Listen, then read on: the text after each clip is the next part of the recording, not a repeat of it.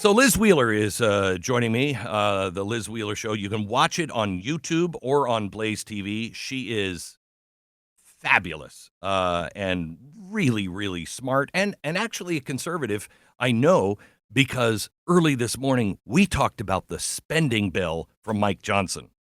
What part of that do you like the most, Liz? I like the fact that in order to print all of those pages, we had to have American workers chopping down some trees, which helps our industry. There is nothing else positive about this bill. Here's what I would say to Republicans in the United States Congress who are there, of course, to represent us. You don't have to post on X telling us that you spent the whole night reading this. Don't even bother. There is one thing in this bill that should be an immediate disqualifier. You don't have to read another word after you realize that included in this 1,547-page monstrosity, there is a 1-year renewal of what's called the Global Engagement Center. It's such a vanilla-sounding name, isn't it? Oh, yeah, and it's not. It is not. We've talked about the Global Engagement Center on this program over and over again, but I'll bet you most people, even in this audience, I bet don't know how dangerous that is. And the Republicans are giving it another year's worth of funding. What's it do? It's unacceptable. It's unacceptable. The Global Engagement Center is a sub-agency of the State Department, and the purpose, or the stated purpose, it was conceived in 2014, 2015, 2016. That's when it kind of came into being, was to combat foreign disinformation. It's a narrative-setting body. Okay. It's supposed to be a fact-checking organization for hostile foreign adversaries. That's what they told us, which is funny, Glenn, because right at the time that they were saying that they conceived of this Global Engagement Center to combat foreign disinformation, not here in America, they said, just abroad. Suddenly, everything that you and I say has been labeled as, oh, that sounds an awful lot like Russian propaganda. That sounds an awful lot like, someone being a patsy for a foreign government. And suddenly this Global Engagement Center was aimed at us. It is the nexus of the censorship-industrial complex, which has obviously been used against President Trump. But think of the Hunter Biden laptop story being censored on Facebook and on Twitter of old. This Global Engagement Center is behind that. And the fact that any Republican in the United States Congress could look at this bill, see a 1-year renewal for the Global Engagement Center, and think, oh, I should read the rest of this bill, mind blown. You need to say no to this bill. Yeah. You need to call your House of Representatives and say, no, that's not what we just voted for. No. And we will primary every single one that votes yes. What are they going to do? They're going to shut the government down? Well, they're not going to shut the welfare system down. They're not going to shut the military down. No, nothing that is critical is going to be shut down. They should shut the government off. With everything that we have learned and known, what good are they going to be up to while we're all thinking about Christmas and New Year's? Shut it off. You know what? Here's where I start with Doge. This is my beginning place. Hey, could you give me a list of everybody who raised their hand and said they were an essential employee for the government and has been showing up to work all through the pandemic and beyond? Okay, good. Give me that list. Everyone else, you're non-essential by your own definition or your boss's definition. You're fired. That's what it should be. You're not an essential worker, then what the hell are you doing? What are you doing? Why do we need you? This government is so bloated. It is so rife with corruption. The best thing here, I've said this for years.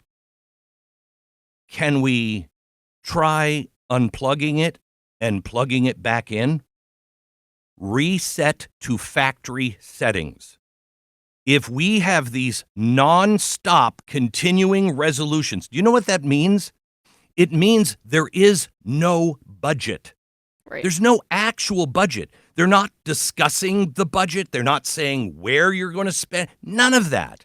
None of that happens. They just keep saying, the budget we had, I believe in 2008 was the last one we passed. Do you know, Liz? No, it's also a betrayal, by the way. When you talk about the budget process, it's a betrayal on the part of Speaker Johnson because he specifically promised not to do this.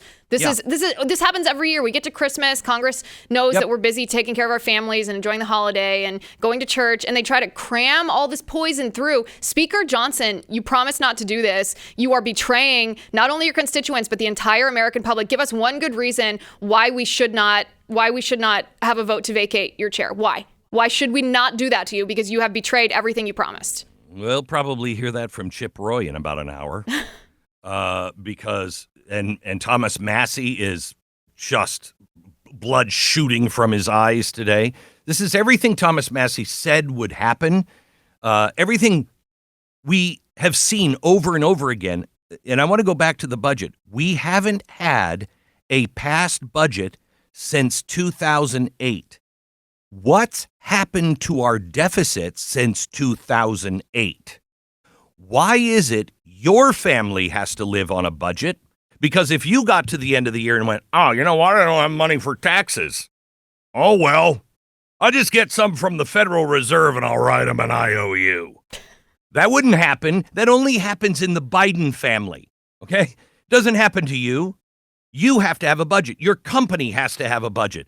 Here's the world's largest corporation, if you will, employs more people than any other thing in the entire world, the history of the world, and we don't have a budget? How is that possible? Modern monetary theory. Yep. From the Obama administration. It's the chicken. I mean, it's coming to roost. This is what we said would happen if you stop acting like your money has value and instead you just print it at will. You don't have to have any, then government officials, meaning Congress members specifically, don't have to have any accountability to their voters because they never have to answer for the question that voters would pose to them and say, well, you passed this bill and you're spending my money in order to fund whatever your project is. Justify that to me. But if the Congress members aren't appropriating money via taxes, they're just printing it, there's no accountability. It is a blank check for their pet projects. You keep asking, as an individual American, because I know this is the way I feel, where is Joe Biden finding, I'm going to send another $900 million to Ukraine. A week later, I'm going to send another $500 million. Where's the debate on that? Because if that had to go through Congress, we wouldn't be approving all of those.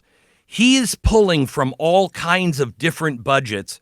He's just pooling the money, pull from here, pull from here, pull from here, and he's giving it without any debate, no congressional approval, no budget ramifications.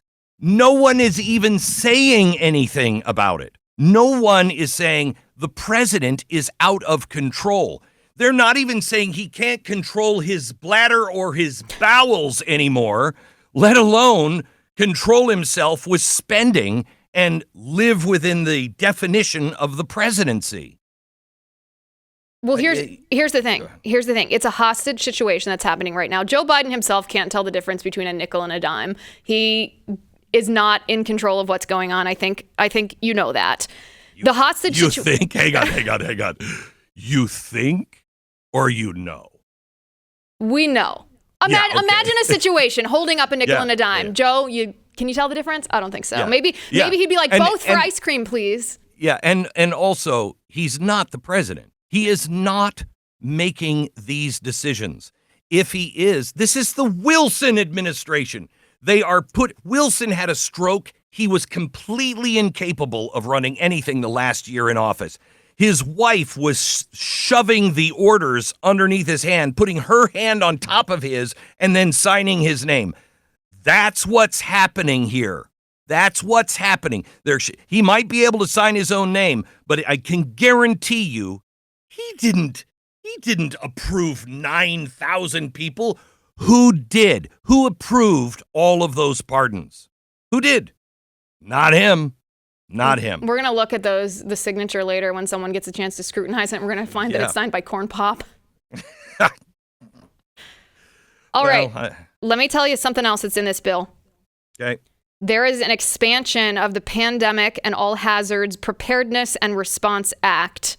This Act, problematic from the name itself, perhaps. We can anticipate what's in it. It allows the government to declare a national emergency in the case of, another COVID-19-like virus, and force vaccines on us, vaccine passports on us, masking, all of the COVID tyranny. This expands it and actually gives government the power to do it. Again, there's a lot wrong with this bill, but if this isn't a deal breaker, why do you even call yourself a Republican? Yeah, and I do want to remind you, this is a Republican bill. Okay, this is not the Democrats going, I'm going to get this is the House. This is the House's bill. It only gets worse when it goes over to the Senate, and they're putting it. Wait, what additional powers on declaring a national emergency does our president and government need? Well, according to this bill, it would give them additional power to conduct gain-of-function research. Of course, just defensively. Wait. I'm sorry. I've got so much blood in my eyes right now. What did you just say? The Pandemic and All Hazards Preparedness and Response Act, if expanded, would give the government, in the case that the president declared an emergency, if there is another COVID-19, it would give them the power to conduct gain-of-function research.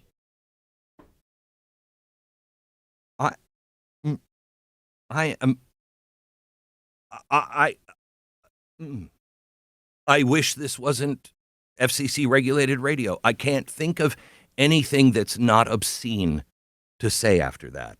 Usually like at this point, Christmas music will cheer me up, but as a dad, I'm practically vomiting blood. My daughter is on the stage of the Grand Ole Opry. I was on the airplane and just going through my music, and I started listening to Patsy Cline. I love Patsy Cline, and I'm like, oh my gosh, she's going to be standing on the same stage that Patsy Cline sang these songs from, and that's happening tonight. So tomorrow I'll be much more relaxed and less scattered than I am today. But that happens tonight. By the way, the name of her album is Home for Christmas. You can download it wherever you get your music. And thank you so much. Tonight she's on with For King and Country. She's doing a couple of songs before they come out. And For King and Country, if you've never seen them in concert, you need to see them. They are fantastic.